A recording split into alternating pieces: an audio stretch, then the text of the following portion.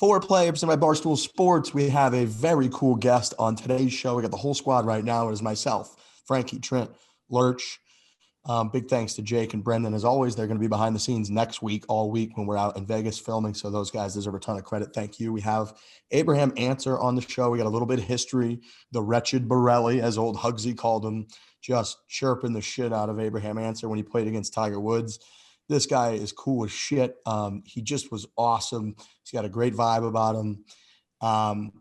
I gave him a great intro, and the reason I want to shout that out, A, you guys didn't compliment me on it, which I'm a little upset about, and B, I have to say that I got inspired by Whitney, because I was watching some of the Chicklets interviews when they'd interviewed like Crosby 2 years ago and McKinnon, and his intro, and again, it's like, I guess I'm not technically supposed to compliment Whitney, but whatever. He's one of the funniest people in the history of the internet. His intro for Sidney Crosby was just one of the most electric things I've ever seen. So I want to step up our intro game. I don't remember what you said during this intro. It was when I went through the whole 28th in the world, and he's got dual citizenship, and I'd say he might have one of the best beards in the history of sports. And then we went on a whole thing about his beard. The dual citizenship one, I remember that. I remember you saying that. I remember being like, oh, wow. That's an interesting fact. I like that. That's a hell of a factoid to spit out, like as like your like pump up intro. Because I have the he went through the process to be a citizen in 2 different countries, and they approved him, and now that's he could live anywhere. In those 2 areas. That's pretty much what I did. It was part of my spiel, and it was fucking great. So we'll work on it. All right, you guys don't remember it. We'll work on it. Anyway, Abraham Ancer holds a very special place in foreplay history. He is very essential to putting us in a position where we went to war with old man media. It was that tweet from Frankie Borrelli about how he wanted Tiger Woods to beat him so bad in the singles match on Sunday that Abraham Ancer quit the game of golf, and old Hugsy, Jeff Shackelford, all those old motherfuckers, they got their panties in a bunch about all that. And that really took us to a different place and a different level than we had been before. We've talked about the infamous car ride after landing in Tasmania, going from the airport to the golf course, and how that hour was spent going to war with old man media in a mostly quiet shuttle. We didn't say much to each other until one person laughed, being like, this is pretty crazy. And it was full on war on Twitter. Also, it was extremely dramatic because we would go in and out of service. So you'd put a tweet out there that, you'd be like, this could be a bomb of a tweet. We're just kind of firing. Then you lose service for 3 or 4 minutes, open up your Twitter and be like, oh, okay, we got some traction here. It was that car ride where Frankie Borrelli famously coined the phrase, put him in a home. At one point he said, I think I'm going to say to old Hugsy that we need to put him in a home. And it's history. It's a history after that. And he workshopped it.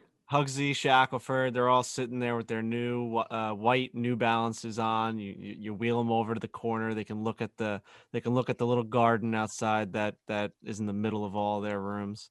God, this is such a vivid memory though, because obviously we were going through Tasmania when this just exploded, and it's just like so vivid, us all being in that bus scooting along with barely any reception, and just being like going through Tasmania and not looking up until we arrived, because everybody was just glued to their phones, just ripping tweets out. And I think Frankie, you did just at one point just yell out like, put him in a hole. Yeah.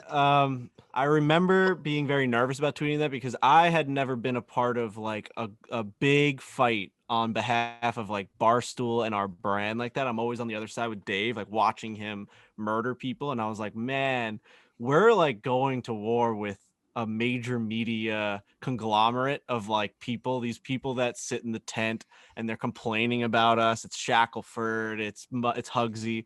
All these people are going after what Barstool represents because of us. Like a tweet I sent, something that we did in Australia was already a crazy trip for Barstool to approve in the first place. I was like, I don't know, but then it ended up being the best thing we've ever done, I feel like, because it just propelled us away from that, and it allowed the average fan and the person with a brain in this country and this world to see like, oh yeah, these people are insane, And like the foreplay guys are just saying it how it is, and they're kind of like normal. Like they're just saying things that are funny and that are just whatever someone says at a bar. And Hugsy's saying something that he learned in his like speech pathology class in 1927 at the University of York.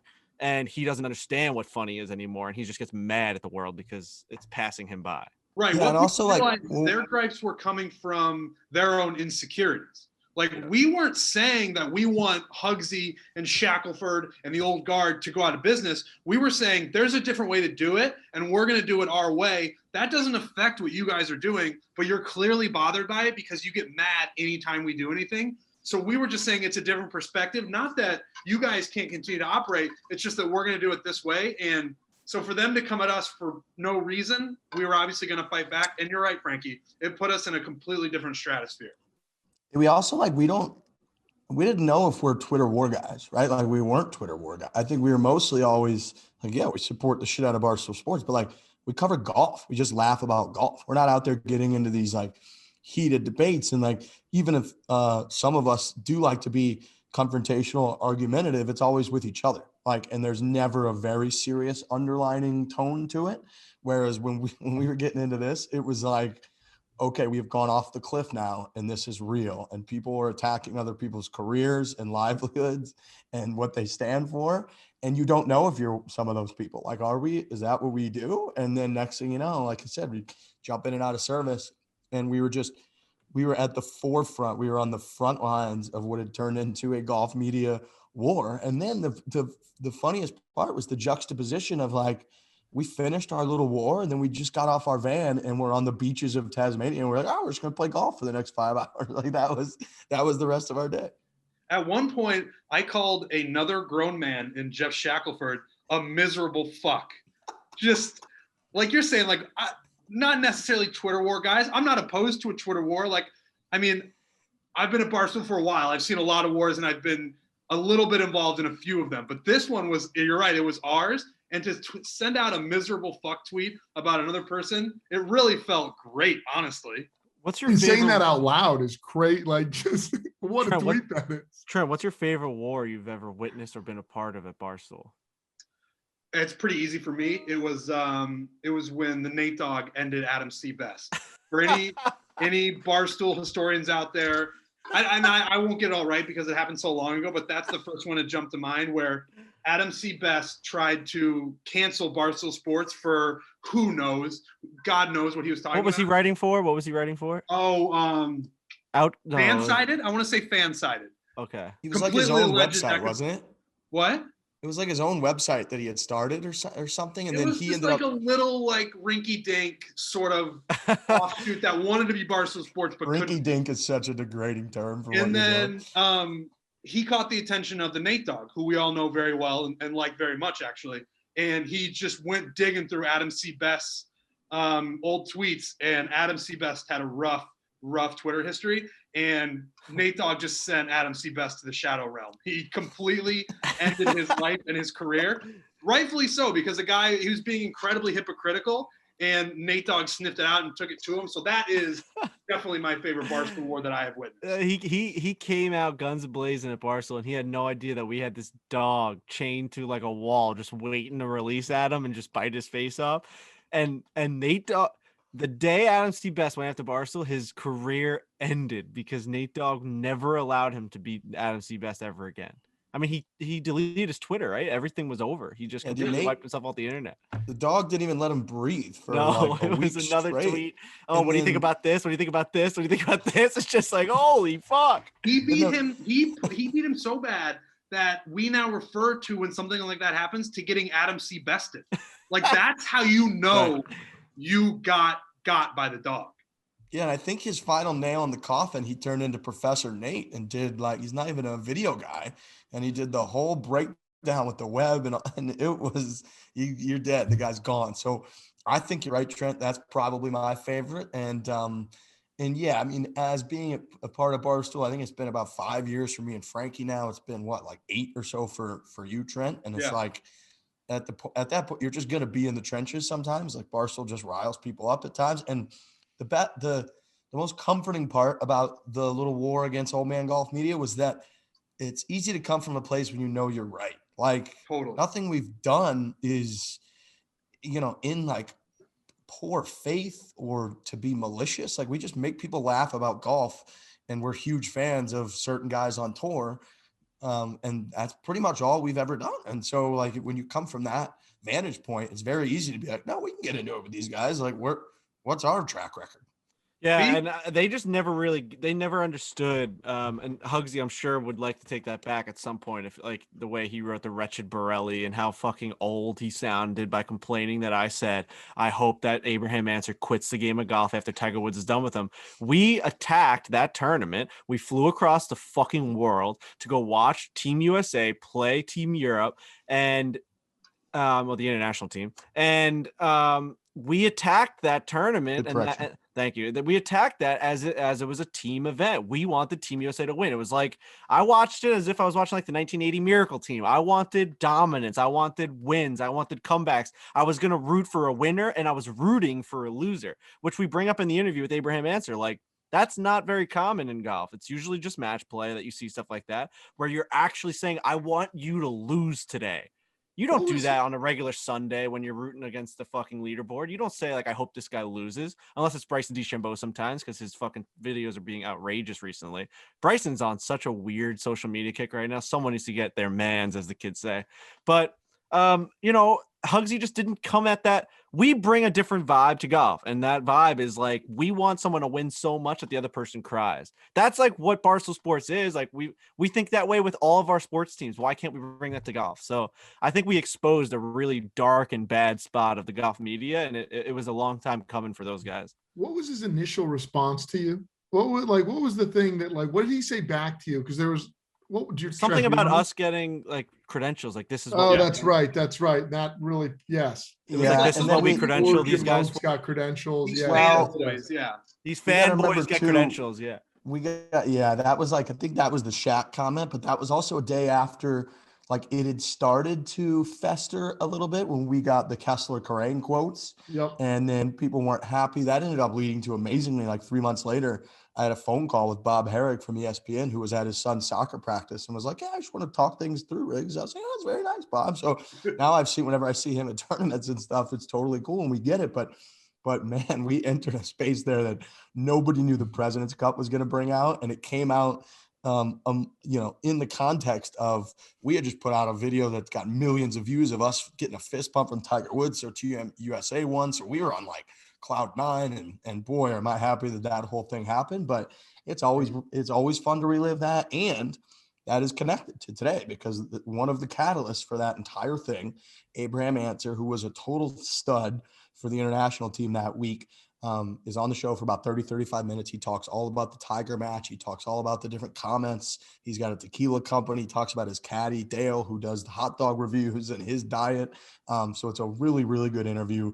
That's coming up in a few minutes. Owens Mixers, reminder, transfusion, Paloma, whatever you want. You want to make cocktails. They got good list on their site as well of how you can mix things together, how simple it is, how quickly it takes, and boom, you've got an awesome cocktail. So big thanks to Owens for their sponsorship.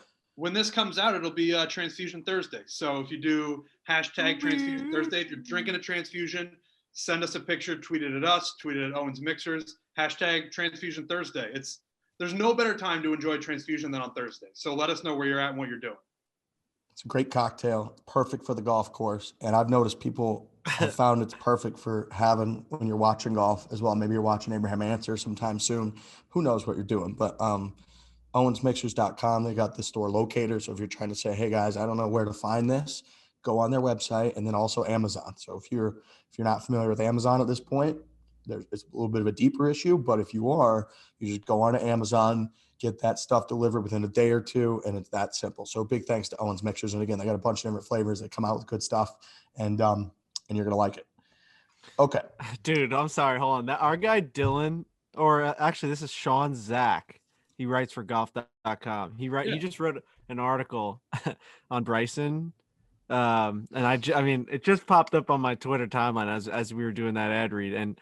And the quote is, it's like Narnia right now. I mean, he said during a training session, Bryson says that he feels like he's in Narnia, when he's going through these swing repetitions and swinging as hard as he possibly can. He feels like he's in a magical world. You guys have to read this article because the way that they describe him taking these 90 swings and trying to get progressively faster. Today is the day, Bryson screams at himself. Do it right now, in all caps. Dude, I At one wish point, there was footage of that. That sounds at one point, incredible. there's a quote that says, "I need to get taller, Chris." Taller? Bryson screams, "I need to get taller." I mean, it's this just a wasn't- nightmare. If this wasn't, it's not niche. It's not niche to us because we have a golf podcast and we talk about golf all the time. But that's an SNL skit. Him yelling, "I need to get taller, Chris," would go right onto SNL if golf were like just as the biggest sport in the world. That's incredible. Dude, minutes later, the heavy breathing continues. He can't stand still, pacing the room, removing his soaked shirt. Finally, he lets his shoulder sag and calms his bulging neck. It's like a runner's high, DeChambeau says, dazed and dripping. It's like Narnia. I'm in Narnia right now. This guy's a fucking It's lunatic. ridiculous. He is a fucking lunatic. It sounds like he's working so hard that it taps into the DMT in his brain and it makes him feel like he's on an acid He's trip. like, I'm in Narnia right now. It's a runner's high. He's what does he say? He's rerouting his central nervous system, his CNS, and it's just making him trip balls. It sounds like. Now I'm picturing him on like a table getting stretched out. Like for 3 hours a day, he's stretching his body to hope that he gains an inch or two.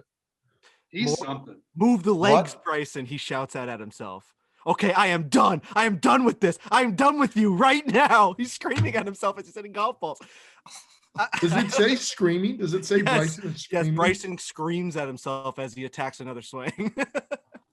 He's dude, he's fully in the Patrick Reed boat of he just delivers content all of the time. You might hate him, you might love him. I don't know. I don't really care.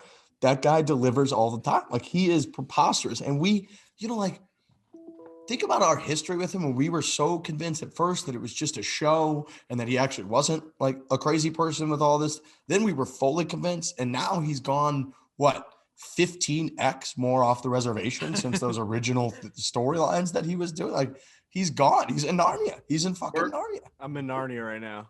We're lucky to have him. We're lucky to have him as people who cover the game of golf. 100%. We are blessed beyond belief to have Bryson DeChambeau a part of this sport because I don't see it getting any more sane at any point.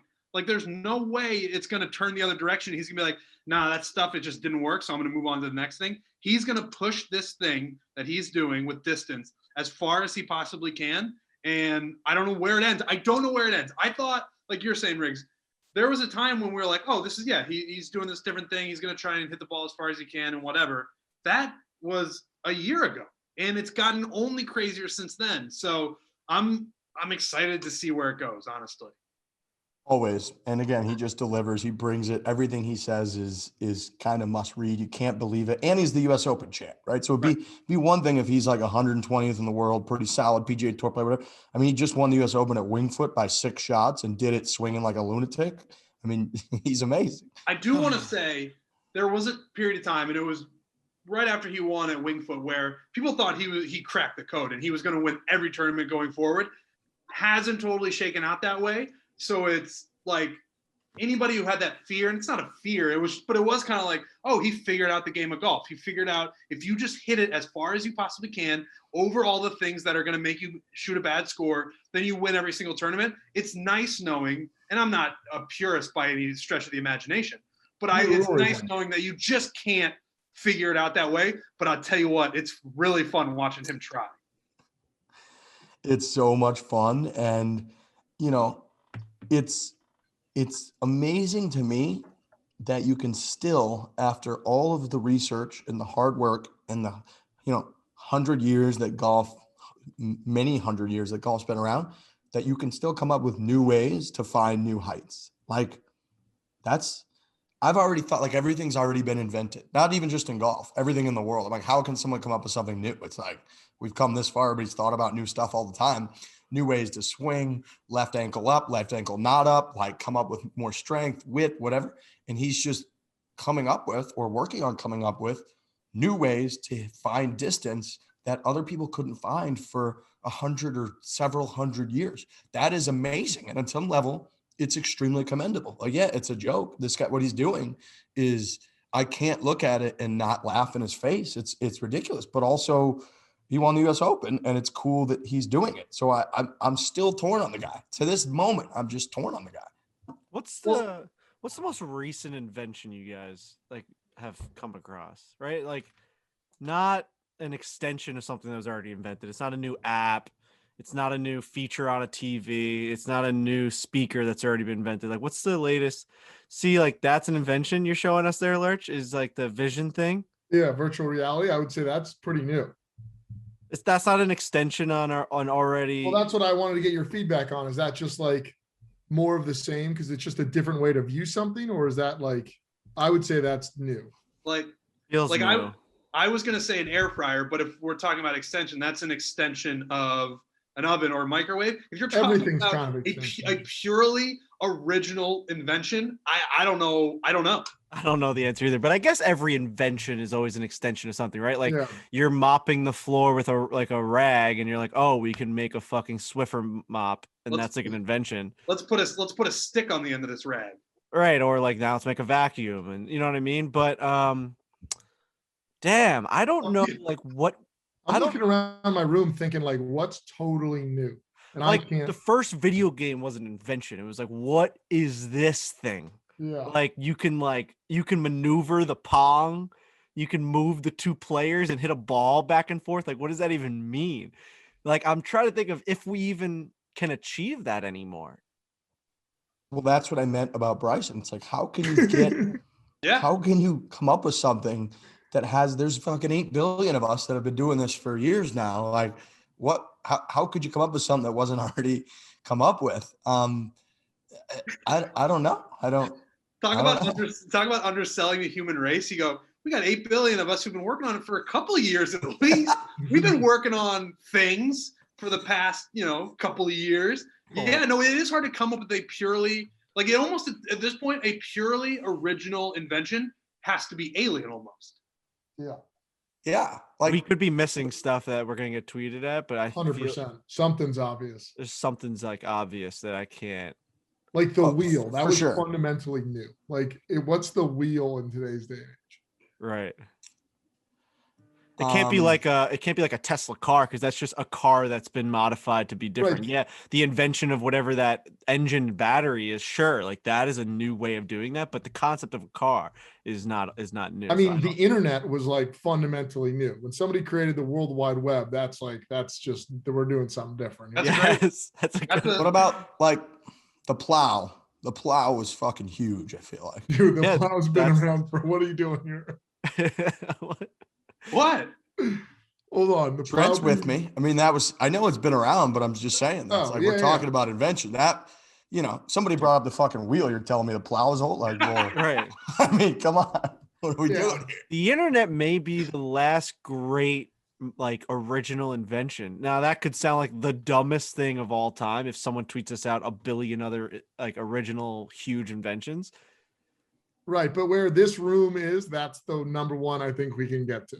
Yeah, like I think for that's this, a good like place. Yeah. So what I was trying to express earlier that I didn't express particularly well was just, and when I said a couple of years, I did short sell it. It's, if you think about it, like billions of people have existed for what we've been doing this for 12,000 years or something, since you go back to like prehistoric times. Dude, I don't know. I'm so bad with the years. How long have we been? I mean, humans have been around for like yeah, they've been around for a way longer than that. But in terms of like civilized coming up with inventions and shit and like tools, I want to say 12,000 maybe. I don't know. Because I think like 10,000 BC. And now we're in the year 2000, so now I'm going to go 12-ish thousand years. Totally could be wrong. Could be off by somewhere between 5,000 and a million years. I could be off by. And people have just been thinking about and coming up with new ways to do shit for that long. And there's been a lot of them. How can I come up with something that hasn't already been thought about? There's just no way. Nope. Nobody outside. If you don't follow Barstool closely, you're not going to care about this next thing I'm going to say. But Tommy Smokes is going around the office today throwing craft singles of cheese at people, and he almost came in this room, and I gave him a look that I was like, if you come in here, I'm gonna kill you. He's just throwing cheese at people. I hate to derail the conversation, but I just had a moment where I thought I was going to get attacked with cheese. What a loser. So I hope he the hears period that. of human history between the use of the first stone tools was about 3.3 million years ago and the invention of writing systems. But I don't know how much they classify that as like civilization or if those were people were scratching shit on the walls and they're counting that, right? I don't. Jake I don't just know. texted us that TrackMan is an invention, and I think that's a pretty damn good point. Yeah. I don't know that we ever had the ability to use technology to track the ball, speed, flight, spin. It's a pretty good piece of technology. Yeah, that's new. That's huge. I mean, yeah, huge. I would say the combination of TrackMan and the tracer. Like imagine we watch golf and guys would swing and no one could see where the ball went on television. Like you just couldn't see. They zoomed in on it was like that until relatively recently. Right. Fox did it at the US Open. What was that? Really hoping that we just Excuse me. Relatively right by recently. I was really hoping that we skipped right by it, but I meant to say relatively, and I sound like I How had many more. L's do you think are in relatively, Trent? What? How many L's did you just put into the What? word relatively? I put 3 or 4, and that's just not the way that it's supposed to be. Bringing up Relatively. Shot Tracer makes me think that we're missing a bunch because, like, if that's a Right. really good invention, there's millions of others. That one so- felt obvious too for Yeah. being a golf podcast. Yep. That's the most obvious ones ever happened. People tweet them at us, and Yeah. we'll move on. The Barstool Question Classic. before So, we go forward, actually, Sure. is the shot tracer that kind of analogy just an innovation on the NHL's puck tracer that was out there earlier? nope. No. No, I think the puck tracer was a joke. I think somebody just drew it on and did it horribly, and they got rid of it. I mean, no, it was a terrible outcome. Like the shot tracer in golf is certainly way better, but you got to think that's just changing it from what the NHL tried to do, which was horrible when it would go from like green, which was a slow pass, to like Dude, on fire when someone my took a slap shot. my dad would call Fox like every time there was a game on. He would find the number, call Fox, and Get it be off like, my "This screen." fucking sucks." Like, he just hated it so much. Now I could be wrong on all of this, but like Uh. Joe Buck was talking about Fox and like what it meant to golf and stuff, and like that whole team, like when they were changing over the U.S. Open coverage and all that stuff. Was it the U.S. Open coverage? Yeah. Mm-hmm. Yeah. And he was saying like, man, they're so revolutionary with their like invention of things like the shot tracer, and maybe Lurch has a point where like that team was doing stuff that was innovative for the NHL to try and like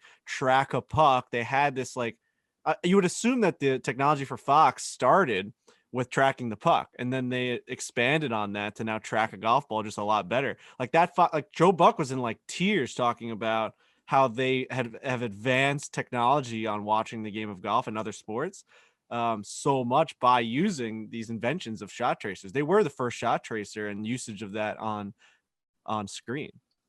There's definitely something to that because, yeah, I mean, 2015 Chambers Bay, when they took over for the first time, Yeah.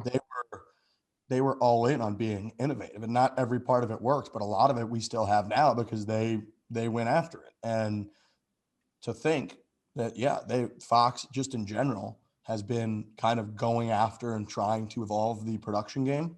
There's got to be something there. That can't And just be a think total Fox was the first. I think Fox was the first company this year to use that crazy 8K camera during the football games. It was either them or CBS, but I'm pretty sure that like that first game when we were all going crazy, I think it was like the Fox HD cam. Everyone was saying like this fucking camera on Fox, and we were like, that was almost an invention. That every fucking shot of the Seahawks game, it was that first Seahawks game. It looked like a video game. So Fox knows what they're doing. Yeah, it was Fox. I don't even know what that was, honestly. What's an 8K? What is that? What did they do there with the Dude, there was just this like it was weak. It may have been like division football, like the divisional round or something, but it was later in the season or the playoffs, and all of a sudden they show you this one shot in the end zone of the Seahawks game, and it was this like gimbal, perfectly like centered and balanced camera where it didn't shake at all, and everything around the players was blurred out, and the players looked like they were in a video game. It was so clear and such a different perspective that you felt like you were on the field. It was the craziest camera angle ever. to the point where like now everyone's using it. Like you'll see Yeah. it. They were using it actually in the last golf tournament. The guys walking down the fairway, you could tell that everything else was blurred in the background. So then are we getting to a place where those cameras are going to replace the cameras that we normally see sports through, or are those specifically up close cameras? Yeah, I think because of like the point of interest of the point of view of the camera, I don't know that you'd be able to film a baseball field with that like field of vision. I think Right. it has to lock in on something. I think it would look super weird unless they can figure that out. That's another invention. But like, I don't know how you'd be able to show like the wide range of screen, and blur. Like you have to see what I'm talking about. They blur Yeah. out everything around what they're It's focusing. like portrait mode. It's like a portrait mode Yes. picture, but Right. it's Exactly. real life coverage, and it looks Yes. so good. Yes. Along these lines, it was announced that the PGA Tour partnered with Amazon Web Services, and they're going to work towards having live, the option to watch live every single golfer's shot. Now, I didn't bring this up earlier, and I'm not going to go too crazy for it because we've been around the block long enough to know that this will not work seamlessly. This will probably take a very long time. It will probably piss people off for, I would guess, years to come still, but it seems like it's a step in the right direction. So kudos to them. It's going to revolutionize, in theory, sports betting for golf, which is good. Speaking of which, at Bay Hill this week, Arnold Palmer Invitational, we are going to do yet another prop bet, another booster. And we're going to have Jordan Spieth and Matthew Fitzpatrick to finish inside the top 30. Matthew Fitzpatrick loves tough golf courses. Bay Hill's tough golf course. Spieth has clearly been playing well for the last month and a half. So we're working on those odds right now. But by the time this podcast comes out, you will have seen it. And so, enjoy that. Hopefully you got on it. Or if you're listening to this late Wednesday night or early Thursday morning, you still have time to get on it. If you are in Michigan or if you are in the state of Pennsylvania, Barstool Sportsbook, Spieth, Fitzpatrick, get on it. Two guys who once upon a time would be mistaken for each other on television. You remember early on when when Spieth was near the peak of his powers and they were just putting all the Under Armour guys in similar Spieth outfits, and Matthew Fitzpatrick would pop up before he was more well-known than he is now. You'd be like, oh, here's Spieth. Turns out it's Matthew Fitzpatrick. That's Bye, Lurch. Oh, Bye, yeah. Lurch.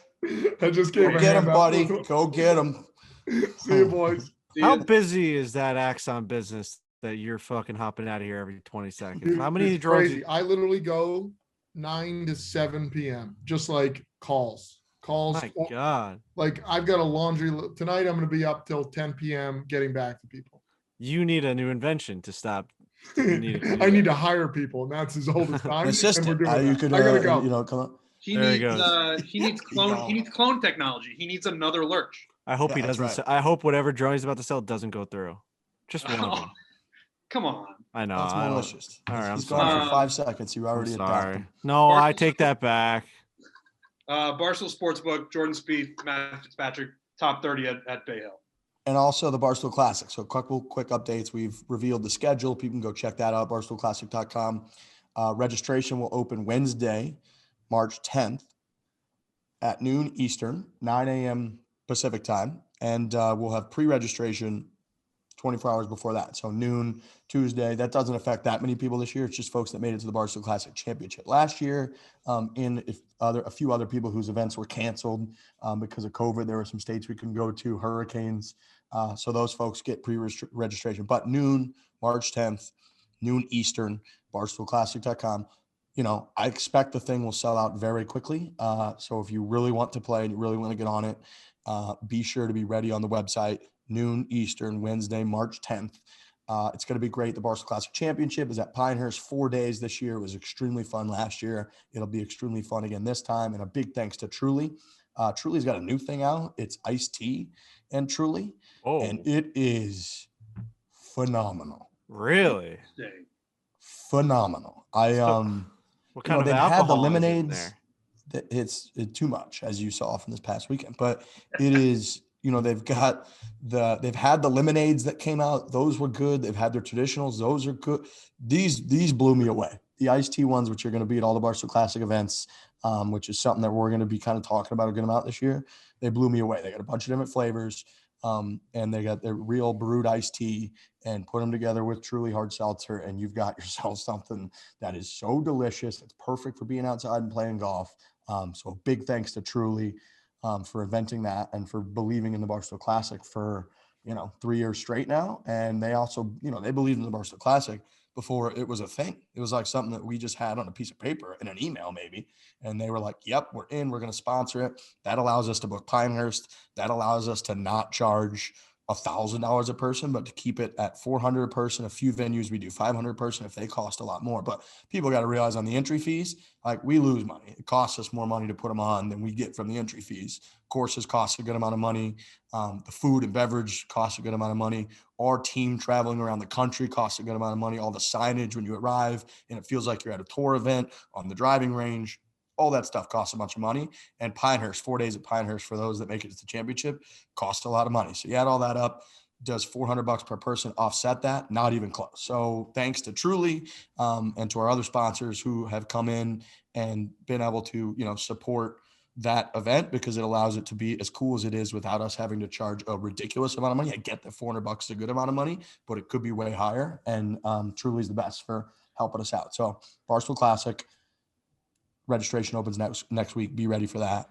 You tweeted something out that really resonated with me, and I've repeated it to multiple people because we've been talking about the Classic with like buddies or whatever, and someone was like, "Oh yeah, like it looks awesome. I can't wait to do the Cherry Valley one." I was like, "You see these people complaining to Riggs about the price?"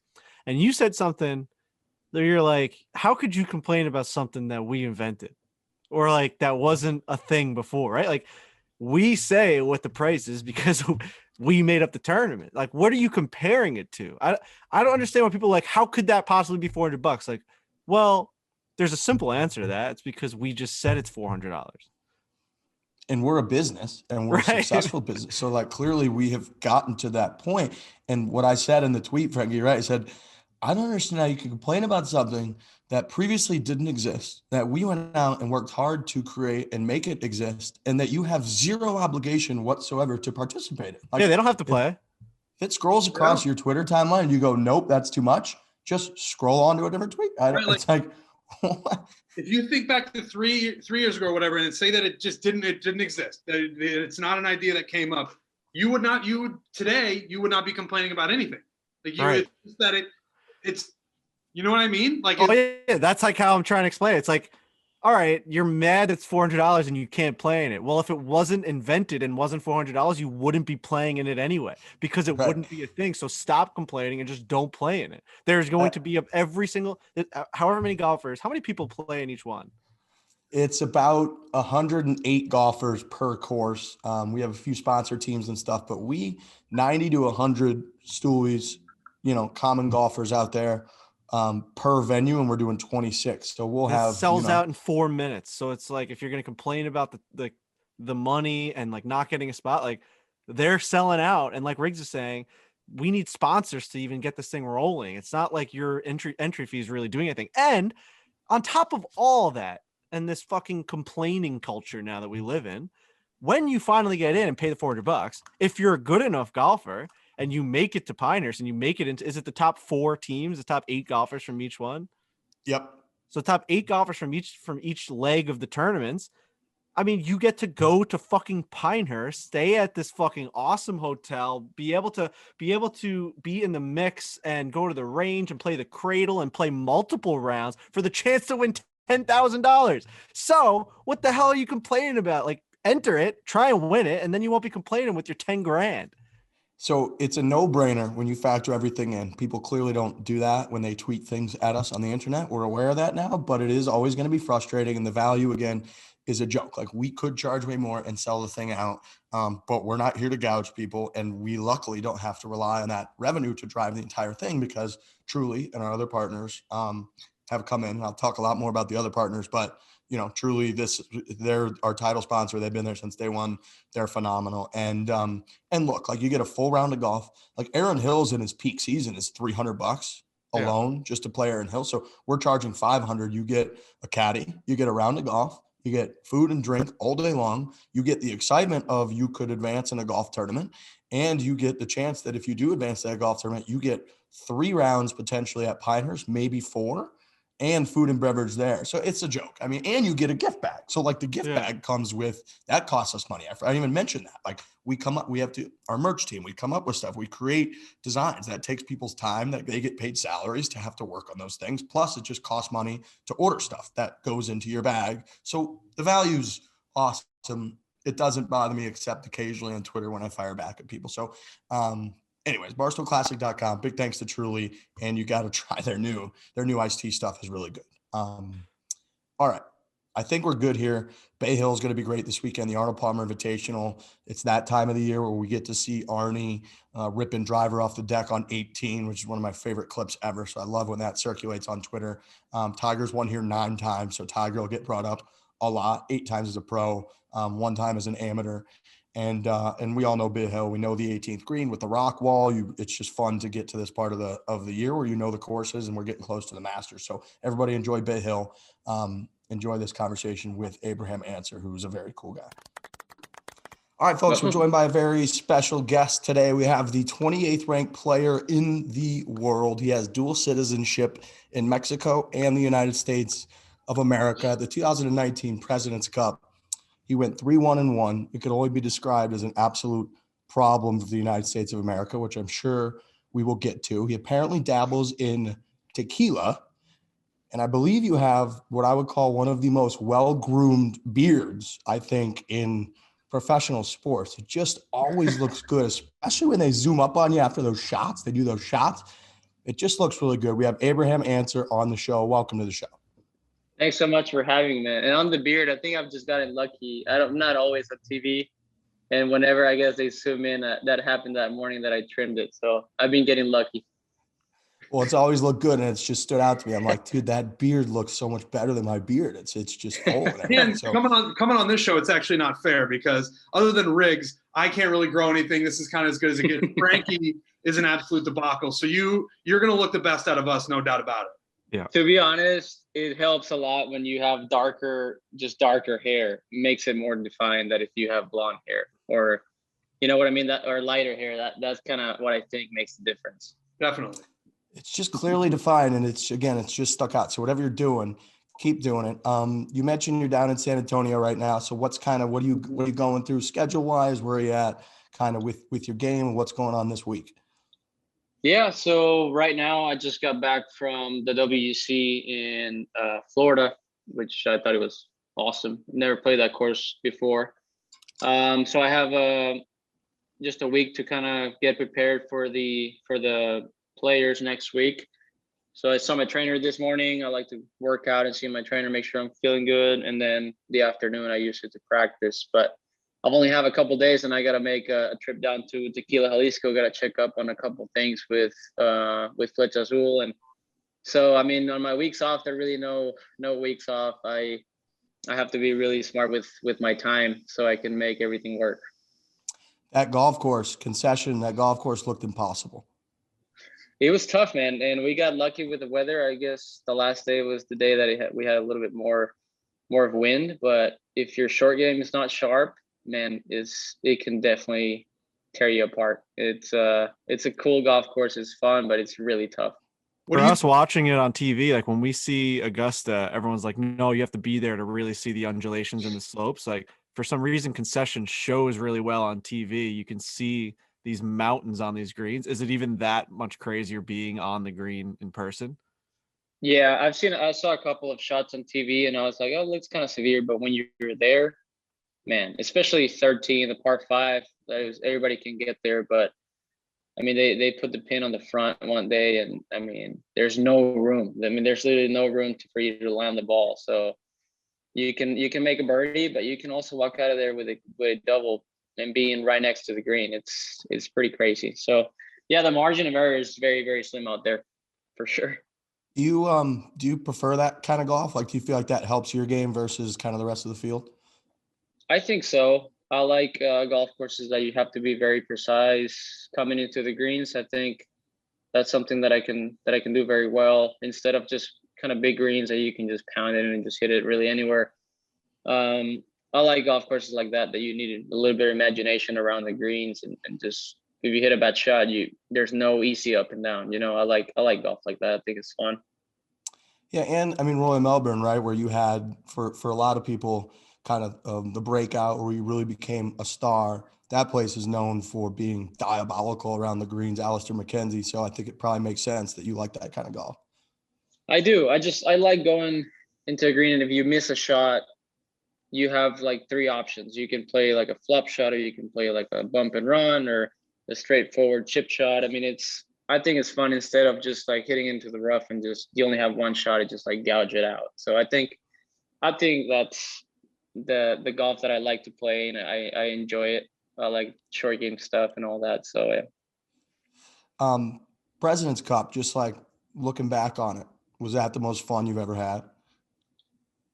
It was. Obviously on Sunday it was a little devastating for us to lose, but it really was. We never really get to experience team golf like that. And for me, being my first time playing it and having Ernie as my captain and all my teammates, and I mean the assistant captains, it was awesome. And just being able to connect with guys from all over the world, because we don't speak the same language, you know. It's not like we hang out all the time. So being able to become a team in just 1 week, it's tough. And it's been tough in previous years, as what they told me, is like it was just tough to feel like a team. And I felt like that week we were actually a team, and it was a really cool experience. I learned a lot about my teammates, my coaches, but also about myself, how I can handle pressure or just see what I'm kind of capable of in the moment. And it's something that I will never forget. It was a lot of fun.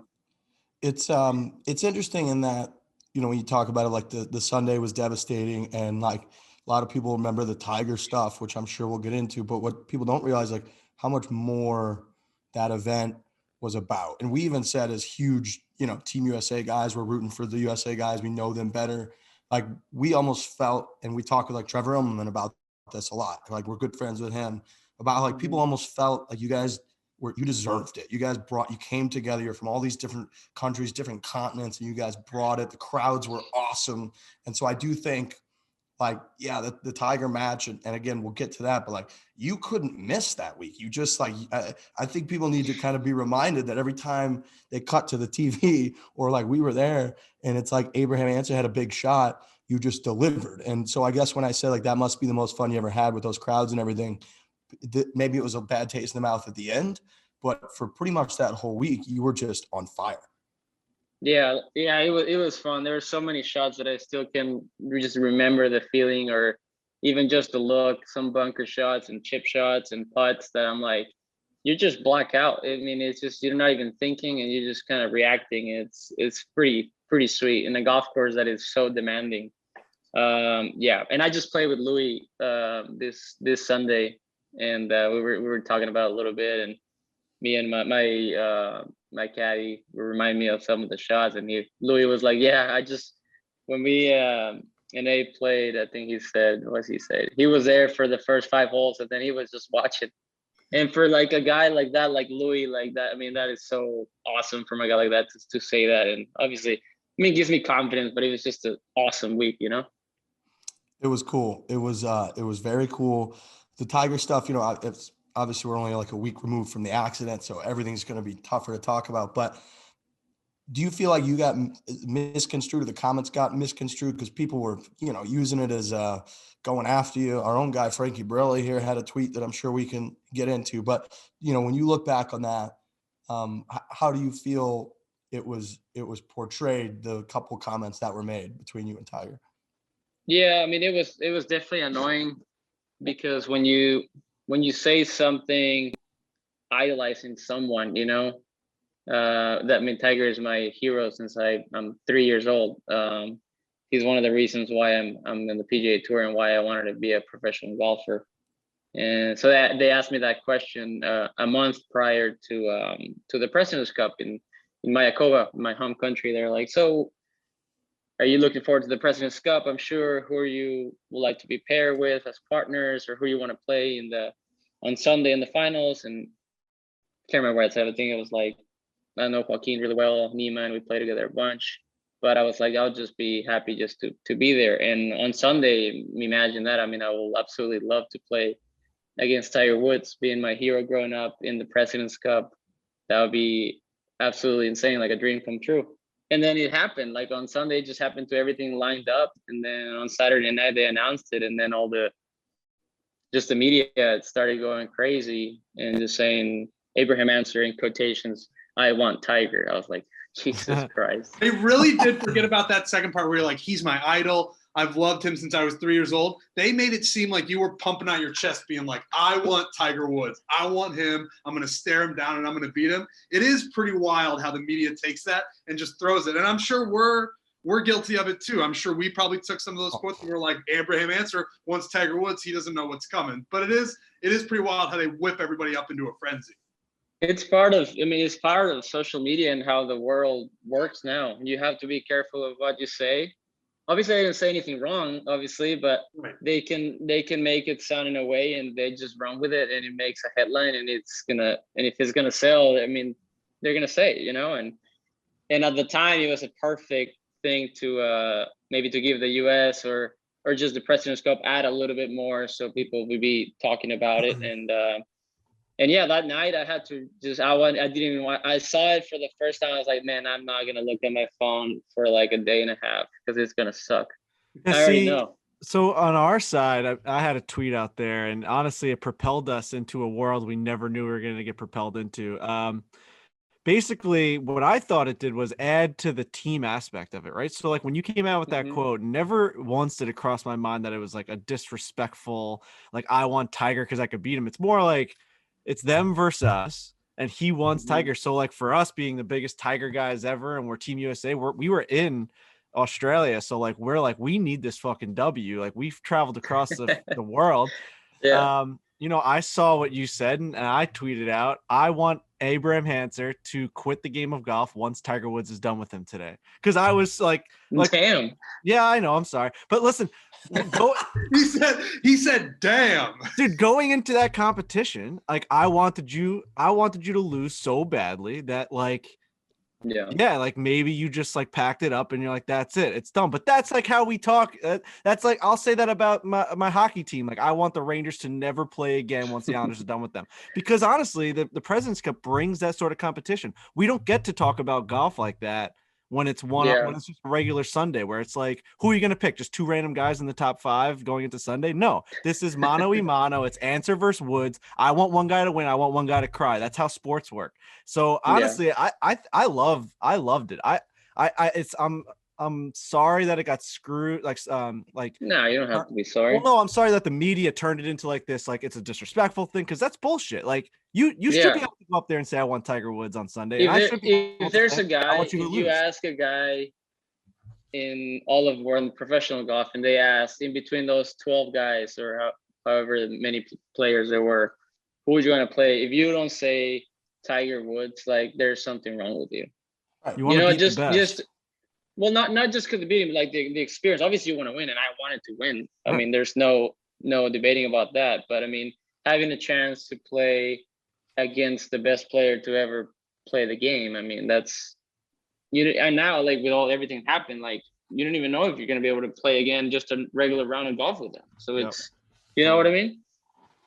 Oh, dude, 100%. Like it was the right answer. It was like, of course you would want to, no pun intended. No pun intended. Of course you would want to play Tiger. Like you said, everything that comes, like you got to play one-on-one against Tiger Woods when he's the captain of a team on foreign soil with everybody going crazy, and he wants to win as badly as you want to win. And like, that is an iconic experience that 10 people have had maybe in the history of the world. Like, of course you would want that. You'd be crazy not to want that.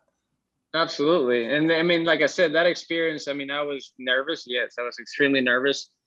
And I knew going into that and after that, there was really no situation that I'm going to go and be in that I will feel more uncomfortable than that. Like, I don't think there's going to be some putts that I had there or whatever shots. Like, that is probably the most nervous I've ever been. And hopefully that I will ever be. You know what I mean? So I knew going into that was going to help me a lot, no matter what the outcome was. And I knew he was playing really good. He played, I guess, one time, and then he took all the time off and up until the singles. And he had been coming from a good stretch of golf. He won obviously Masters and won the what else did he win? Zozo. He won. Yeah, that's also, and he was playing some really good golf, solid. And the man did not miss. I mean, he missed a couple of iron shots in the par threes in the front. But other than that, I mean, he made every single putt that he had to make. And it was an awesome experience. Was there ever a moment where you stepped back and were like, holy shit, Tiger Woods is playing on his A game against me in a fucking one-on-one match right now?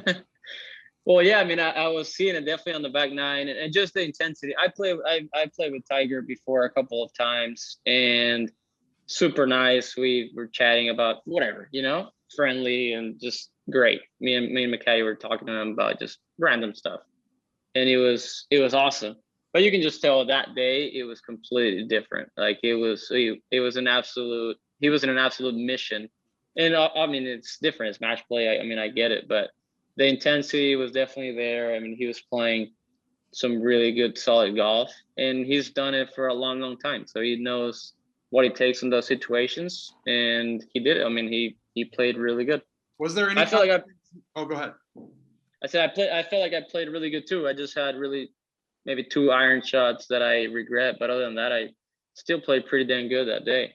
When you say you regret an iron shot, what does that mean? Like you regret like the club you took? You regret the way you attacked? No, just like a missed shot. For example, I remember 9. We were tied going to 9, and the only place you can't miss it is in the right bunker, and I kind of just didn't catch it right, and I kind of flared it a little bit, hit the lip, and came back, and that was good.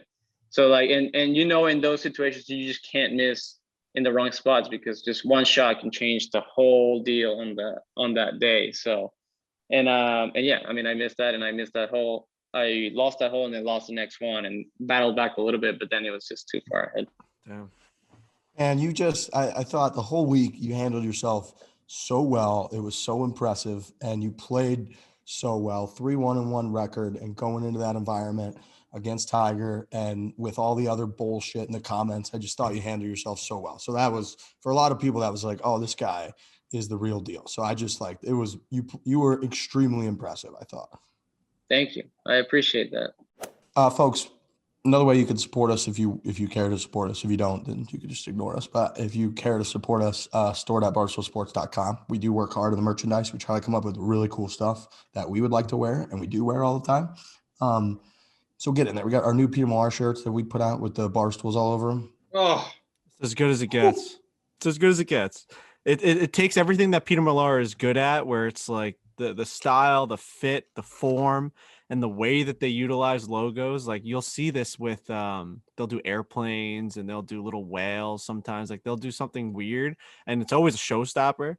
They've done this now with a little Barstool logo, and from afar it looks like some crazy little formation of red and blue, but when you look up close, it's a bunch of Barstool logos. It's a showstopper for sure, and it's something that if you're a Barstool fan and you like to support the brand and you wanna have a conversation piece on the course, this is the shirt for you. And I mean, every person I've snapped that to or sent to and been like, look at this thing, they're like, whoa, daddy. Got a lot of fire emojis responses to when I put up on my Instagram story. Just people just responded with a fire emoji. So that's a good sign. And we got a lot of other good stuff in there too from all kinds of different companies. So store.barstoolsports.com and even outside of us, like all the stuff like the Nardini Hockey Club hoodie that I have is maybe the coolest piece of merch that I own. So again, we work hard. We keep on the lights with the merch, because it's our people that can directly support us. So get yourself on store.barstoolsports.com, shop around a little bit. You're going to find some real good stuff that you like. And now it's time for you to shop around on YouTube for the Fore Play Golf channel. And I'm going to call out anybody named Donald.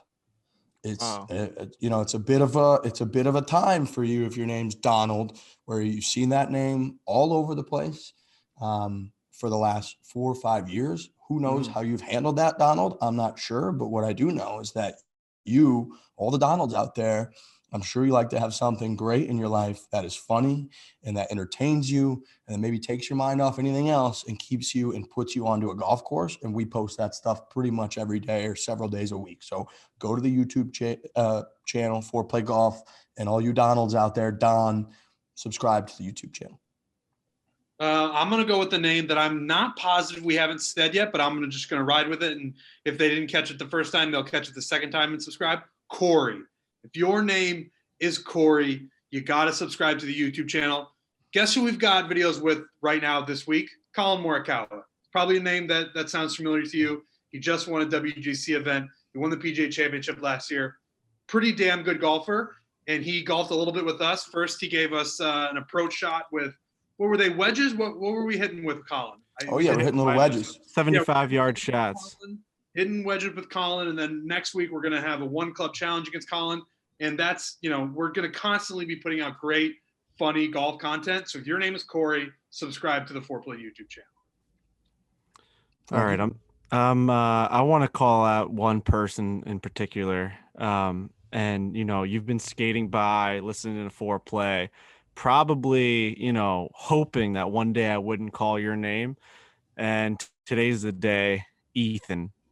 All right. There's not many good Ethans in the world, right? I think there's like an Ethan Hawke, an Ethan Allen, right? There, you have a chance to become a very important Ethan. There's not a crazy ladder you have to climb to become one of the greats, and starting that path to success and greatness is subscribing to the Foreplay Golf YouTube channel.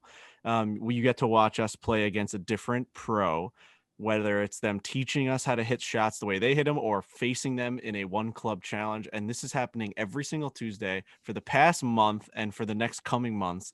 No one is compared to our YouTube channel right now with the amount of professional, top of the line golfers that we are communicating with and collaborating with. It's actually insane. Try and compare this channel to any other channel that's going right now in the golf sphere, and you can't unless you're watching like the PGA Tour. I mean, it's Colin Morikawa, it's Dustin Johnson coming up, it's fucking Doc Redman, it's Matthew Wolf, it's fucking Tommy Fleetwood. I mean, come on, Ethan, get your shit together. Like, Ethan Hawke can't be the only fucking successful Ethan in the world. Everyone in your life wants you to do something that's finally going to make a mark for the Ethans and their family name. You just had a kid, like, make him proud.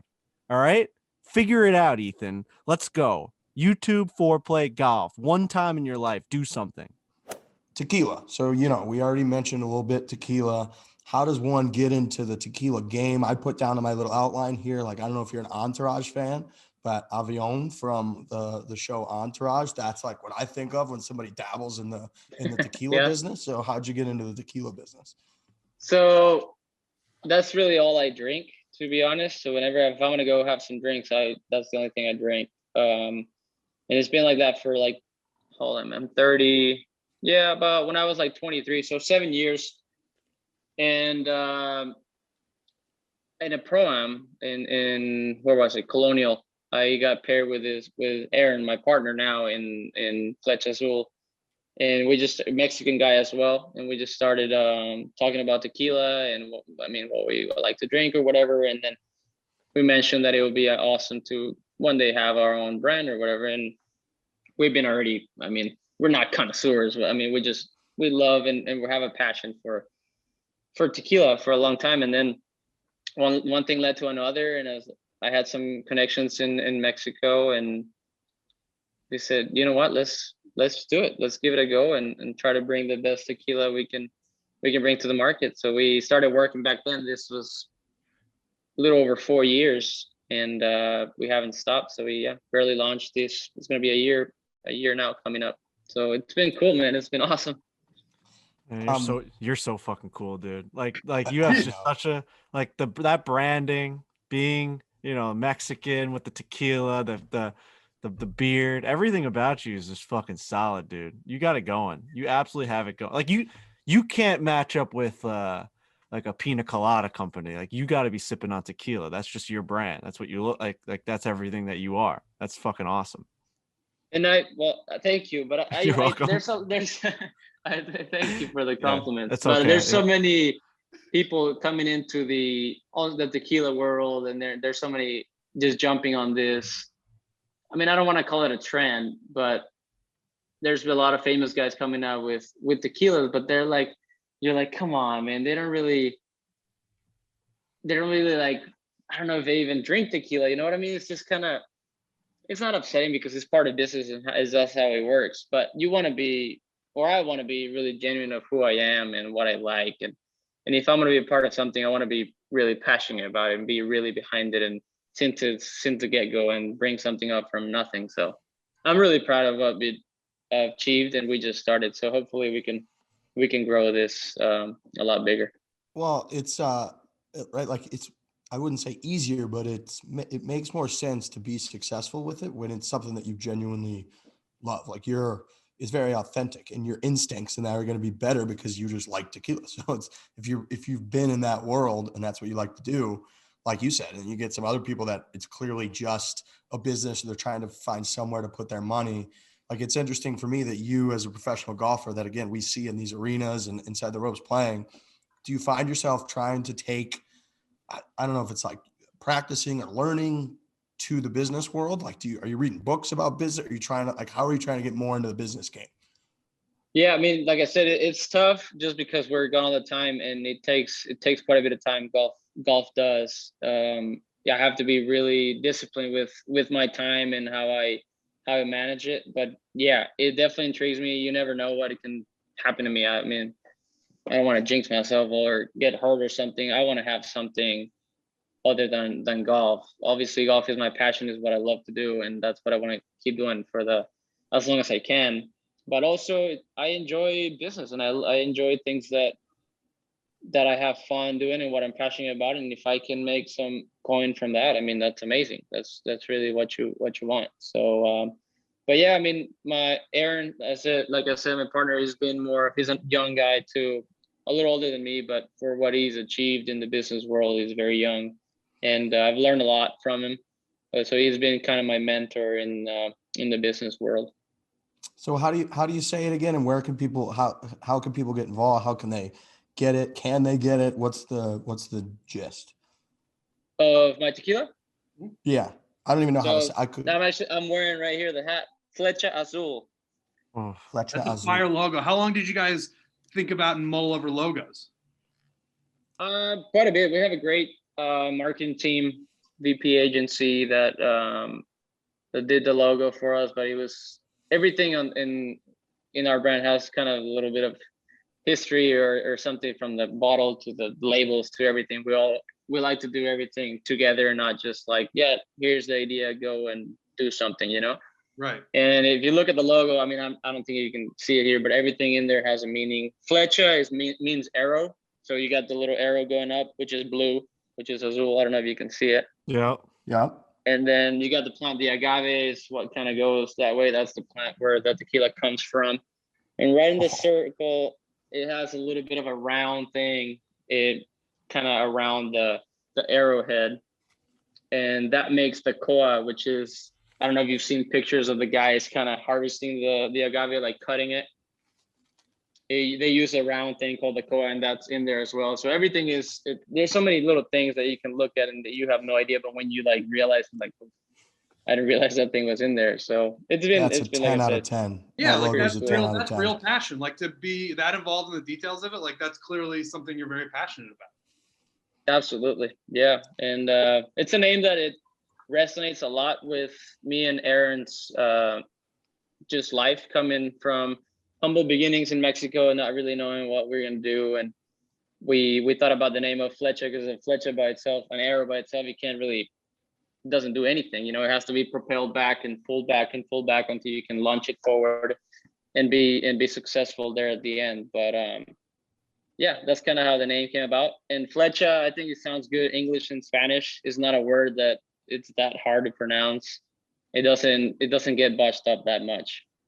Yeah, Riggs had a real tough time with that, but the other two guys here, we had that from the get-go.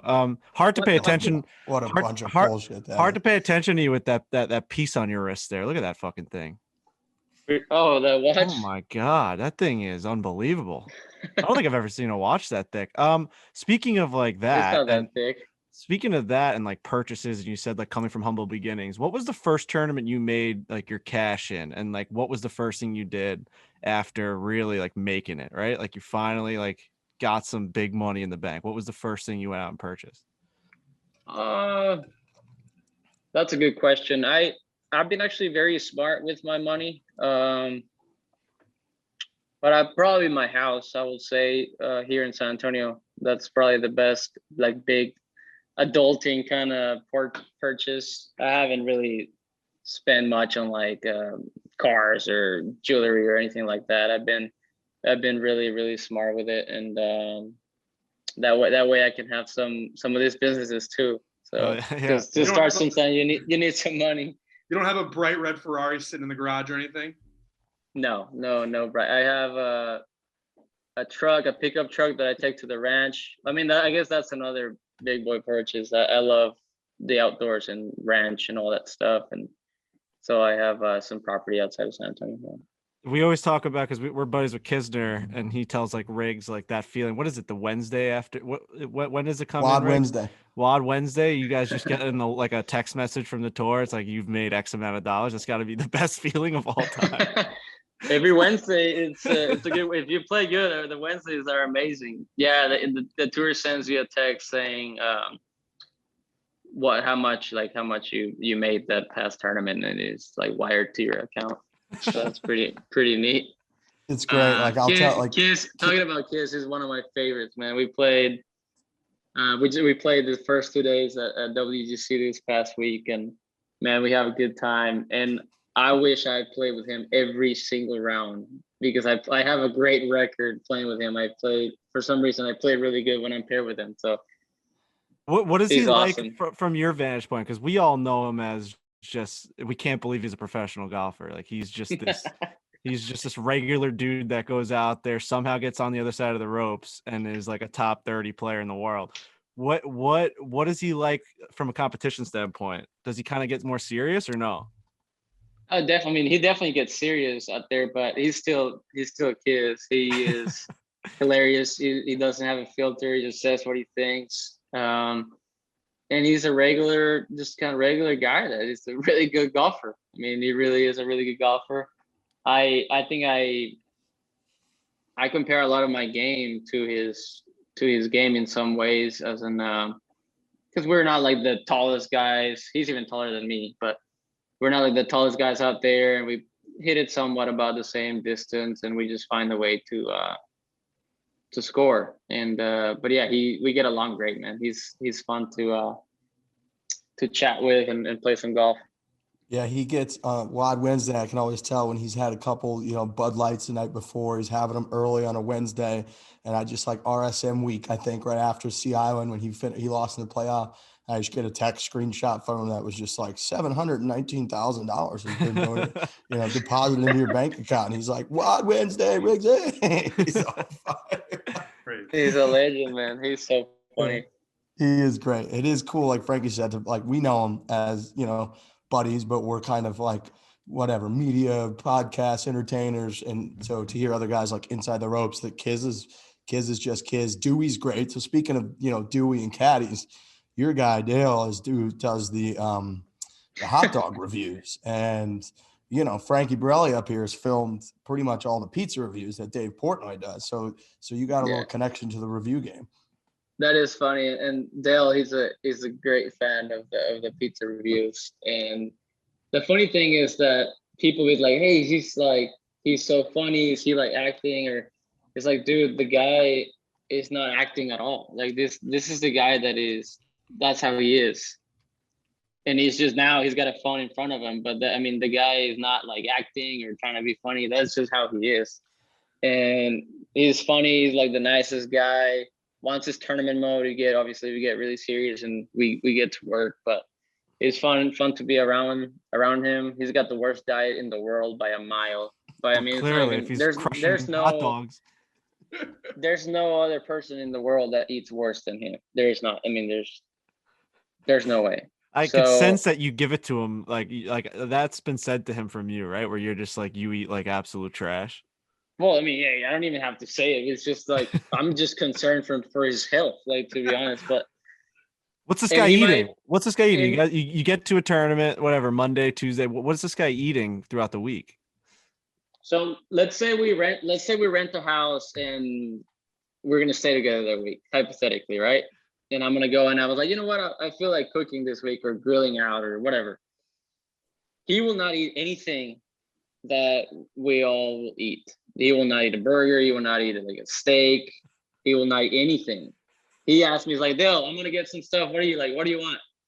Oh, give me some chicken nuggets, but they have to be certain kind because the breading's got to be perfect. And all the candy, all the gummies that you can, like, whatever, worms or anything that has sugar, all the sodas, all the chips and fries. Obviously, hot dogs, this is one of his favorite things. And if he's gonna eat pizza, it's gotta be just cheese pizza, very light sauce, and well done. It has to be well done. If it's too gooey, he wouldn't eat it. What a legend this guy is. And Halfway through, I thought you were explaining Trent's diet, by the way. I know. I was gonna say, when you started talking about sugary candies, that guy sounded like my best friend. Like I very much relate to that. So yeah, I eat like shit. It's a great life. I very much enjoy eating like shit. And I bet he does too. It's a great life until it's over. Right. It ends earlier than you would prefer, but it's a great run. I got a feeling he's gonna be like 100. I mean, he's probably somehow he's gonna make it to 100. I hope so. Yeah. I mean, and then the darts. He smokes a dart at hole too. So this guy's such a legend. You hear these stories like this lady's like 108 years old. It was going viral recently, or 103, and she dipped raisins in like tequila or something. But this guy's gonna live until he's 115, just eating gummy worms every Thursday. it's unbelievable. I mean, and then nobody, like, it's been some tournaments or places that we go and we get invited to like a really super nice dinner. He's like, hey, bring your Caddie here. I'm like, hey, Dale. He's like, man, I don't want to go. Like, I don't eat anything. It's like, dude, we gotta go. So he's sitting there and he's like, nope, thanks, I'm good. Thank you. I'll just have a beer. Oh, thank you. Like, and it's got to be tough for him because he has to say no a lot. And just generally, he doesn't like any other like normal food. He doesn't. So he's like, he gets this like gag reflex if he tries something. Dude, that picture of you guys at Augusta National when he's just ripping that dart is one of the more iconic. It's one of the more iconic Masters photos ever taken. Yeah, I mean, if you think about it, the old times. I mean, you got Jack and Arnie, and they're like ripping darts from the tee box, and I mean, just walking down the fairways. It was just a normal thing. Now it's like, this guy smokes. Are you kidding me? Are you allowed? It's like, dude, what are you talking about? It is. I love that picture pops up and just gets tweeted at us sometimes out of the clouds, and it makes me laugh every single time. I mean, he looks like the caddy from like Happy Gilmore, the guy that you just picked off the street. That you just like it's a good blend. It's a good blend between Happy Gilmore's caddy and Zach Galifianakis in the Hangover. Yeah. It's a good mix. Oh, that's great. All right, Abe. Well, look, man, we really appreciate this. We appreciate you taking the time. We appreciate you. I'm sure you're sick of talking about like Tiger Woods and your match against him, and we obviously want all the details, but but you're the man, like Frankie said, you got a really cool thing going with the tequila and you've got the look and you're a really good golfer. So, so congrats to you on all the success. And again, we appreciate you taking the time. I got to get one of those hats, by the way. I got to get a hat. Send me on the email, send me your address. I'll tell the boys. I don't have any with me, actually. This is the only one I have, but I'll tell them to send you one for sure. I got to get the logo's awesome, the history behind it. So it's really cool. So again, thank you. We appreciate the time and hopefully we'll catch up with you soon. Thank you. Thanks for inviting me. You guys are awesome. Well, thanks, man. I really appreciate it. I don't hold any grudges for your Twitter. Don't worry. Thank you. I appreciate it. I'm glad we worked this out because I had many sleepless nights after sending out that tweet. So yeah, I'm sure you do. Right. Thanks, guys. Thanks, bro. Thanks, Abe. Appreciate it. Take it easy.